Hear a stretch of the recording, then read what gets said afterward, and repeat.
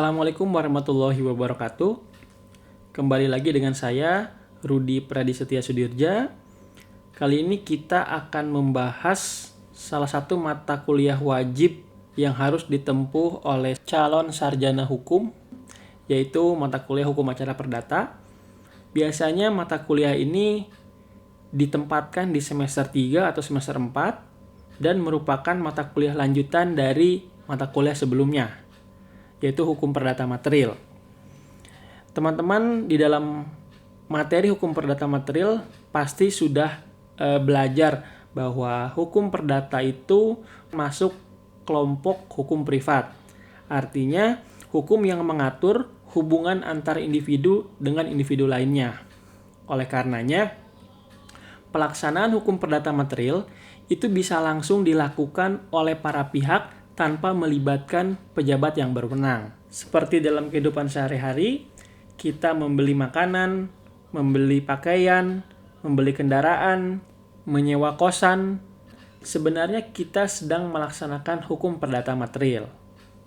Namun memang untuk beberapa hal tertentu seperti jual beli rumah, tanah, itu di samping individu dengan individu perlu melibatkan pejabat, dalam hal ini pejabat pembuat akta tanah. Karena jual beli rumah itu baru dianggap sah selain penyerahan secara fisik, juga penyerahan secara yuridis. Selanjutnya, tidak jarang pelaksanaan hukum perdata material ini dilanggar oleh salah satu pihak dan tentunya berujung pada timbulnya kerugian pada pihak lain dan tidak jarang pula menimbulkan gangguan keseimbangan dalam masyarakat. Contohnya, jika si A dan si B membuat perjanjian utang piutang.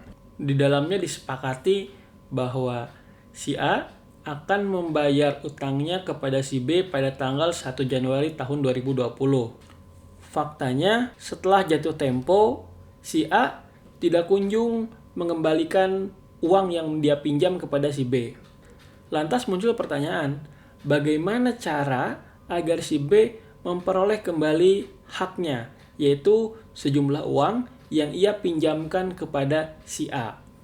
Apakah si B bisa langsung misalnya menekan, memaksa, mengancam si A untuk membayar utangnya? Tentunya tidak, karena jika hal itu dilakukan akan bertentangan dengan ketentuan dalam hukum pidana.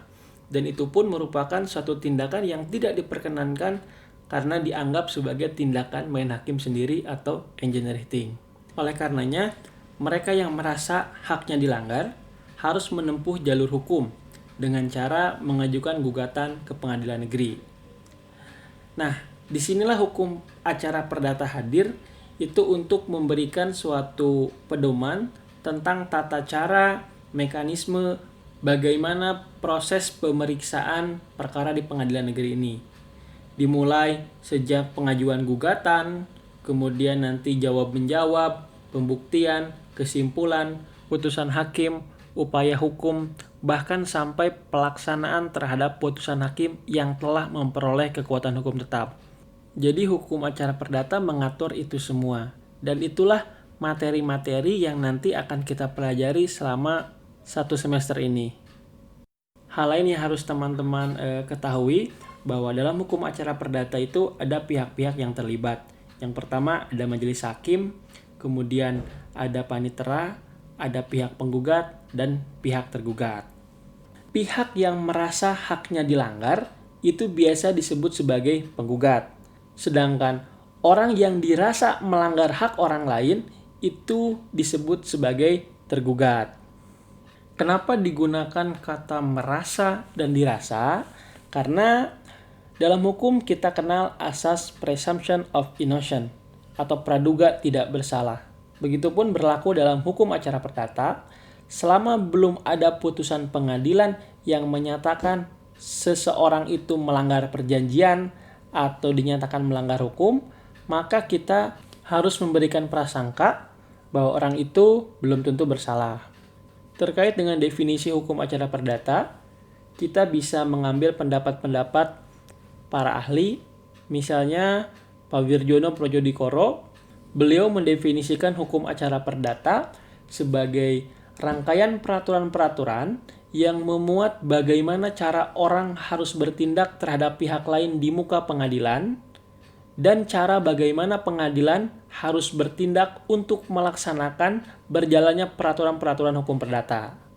Sedangkan Pak Sudikno Mertokusumo, beliau mendefinisikan hukum acara perdata sebagai peraturan hukum yang mengatur bagaimana cara menjamin ditaatinya hukum perdata material dengan perantara hakim, atau peraturan hukum yang menentukan bagaimana cara menjamin pelaksanaan hukum perdata material, atau konkretnya hukum acara perdata mengatur terhadap bagaimana caranya menjalankan tuntutan hak, memeriksa, serta memutus dan pelaksanaan dari putusannya. Nah, jadi simpelnya bahwa hukum acara perdata itu merupakan suatu peraturan-peraturan yang di dalamnya mengatur tentang tata cara bagaimana penegakan hukum perdata material. Selanjutnya, kita juga harus mengetahui sumber hukum acara perdata. Yang pertama ada Horizon Insular Reglement, yaitu hukum acara perdata untuk Pulau Jawa dan Madura. Kemudian di luar Pulau Jawa dan Madura itu ada Reglement for the Bush Western atau RBG. Selain itu ada juga RV, yaitu hukum acara perdata untuk golongan Eropa. Kitab Undang-Undang Hukum Perdata, khususnya buku 1 dan buku 4. Ada Kitab Undang-Undang Hukum Dagang, Undang-Undang tentang acara banding, ada doktrin, jurisprudensi, traktat, peraturan Mahkamah Agung, surat edaran Mahkamah Agung, dan lain sebagainya. Jadi, sumber hukum acara perdata ini sampai dengan sekarang itu tidak berada dalam satu kodifikasi, melainkan tersebar di berbagai peraturan perundang-undangan di Indonesia. Selain itu, sumber hukum acara perdata utama yang digunakan kita, khususnya HIR dan RBG, itu memang masih merupakan produk yang dibuat oleh pemerintah Belanda pada saat menjajah Indonesia.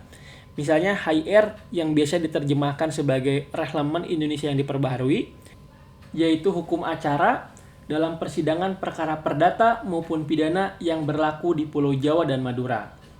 Nah, reglement ini berlaku di zaman Hindia Belanda, tercatat dalam berita acara negara atau Stadsblad nomor 16 tahun 1848. Jadi, bayangkan 1848 sampai dengan 2020 hari ini itu sudah 172 tahun. Jadi, jangankan untuk kita, mungkin bapak, ibu, atau bahkan kakek nenek kita pun belum lahir saat aturan itu dibuat.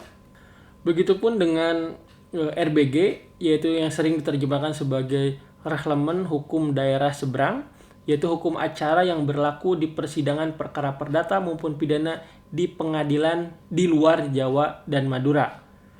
Itu tercatat dalam Stadsblad tahun 1927. Kemudian muncul pertanyaan, apa yang menjadi dasar peraturan-peraturan yang dibuat oleh pemerintah Belanda itu masih berlaku hingga hari ini? Nah, di pengantar ilmu hukum atau pengantar hukum Indonesia, pasti kita sudah pernah belajar mengenai aturan peralihan. Dalam undang-undang dasar kita, itu ada ketentuan peralihan yang menyebutkan bahwa segala peraturan perundang-undangan yang ada masih tetap berlaku sebelum diadakannya yang baru menurut undang-undang dasar ini.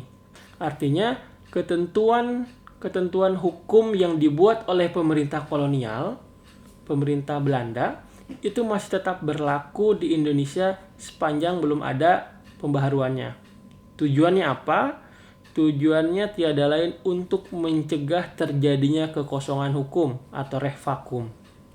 Dasar pemberlakuan HIR dan RBG juga bisa dilihat dalam Undang-Undang Darurat Nomor 1 Tahun 1951 tentang tindakan-tindakan sementara untuk menyelenggarakan kesatuan susunan, kekuasaan, dan acara pengadilan-pengadilan sipil.